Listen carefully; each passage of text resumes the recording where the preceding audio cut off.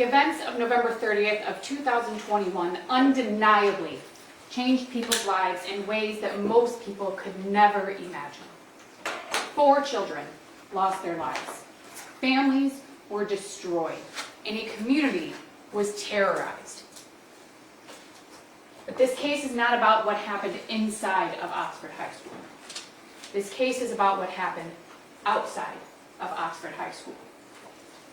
The prosecution alleges that James Crumbley was aware that his son was a danger to others, and that he failed to protect other people from his son. The prosecution alleges that James Crumbley had knowledge that his son could and would hurt other people, and that he failed to protect those people, that he failed to take steps to protect others. And ladies and gentlemen, that simply is not true. You will hear evidence in this case of what occurred inside of Oxford High School. You will hear the prosecution's version of what they claim James Crumbley may have known.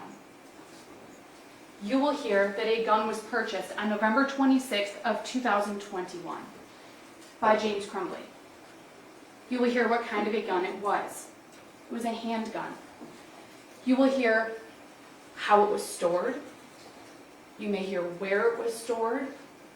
You will hear whether or not Mr. Crumbley's son knew where that firearm was. Pay attention also to what you don't hear.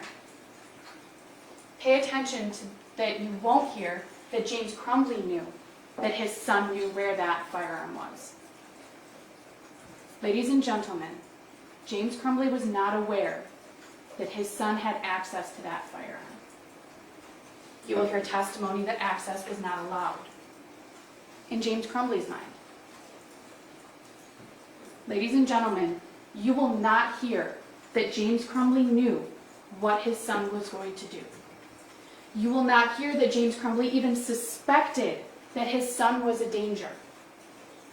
That math homework that the prosecution is putting up on the screen, you're going to hear about that. You're going to hear about what other people thought about that. People at the school, including James Crumbley. There's going to be probably quite a bit of discussion about that piece of math homework, ladies and gentlemen, and you're going to hear all about it. Ladies and gentlemen, James Crumbley did not know what his son was going to do. He did not know that his son could potentially harm other people. He did not know what his son was planning.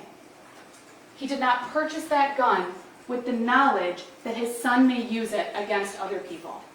You will not hear that he did that. The prosecution told you that.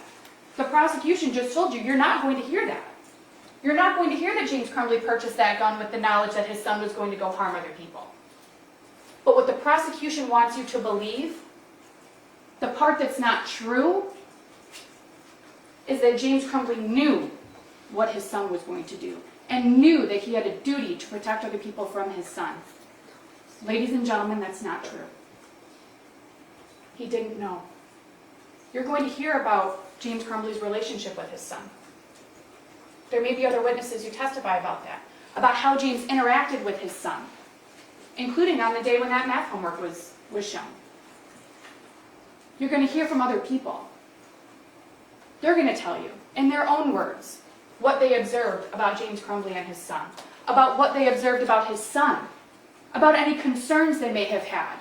Other people, not just James Crumbley, but other people with additional education, additional training to evaluate situations like this and evaluate individuals. You're going to hear from those people probably. And they're going to tell you in their own words what they thought about the math homework, about Mr. Crumbley's son, about Mr. Crumbley's interactions with his son.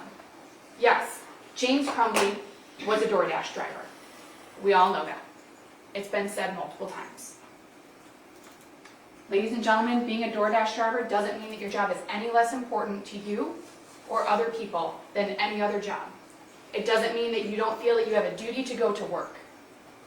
And ladies and gentlemen, when you're not aware of an immediate, imminent danger, why would you do anything different than what you normally do? You wouldn't. because you don't have any reason to think you need to. So ladies and gentlemen, you're going to hear the evidence. You've heard a lot of questions in the last couple of days from both the prosecution and myself. You probably have an idea where each side lands on these issues. But you're going to hear the evidence. You're going to hear from people other than us. And you're going to be able to hear in their words what they thought about those days from November 26th to November 30th of 2021. And their feelings, what they observed, any concerns that they may or may not have had. The prosecution has asked you repeatedly to follow the law. I'm going to ask you to do the same thing. Please do follow the law. And I'm confident, we are confident, that if you do that, if you follow the law, that you will find James Crumbley not guilty.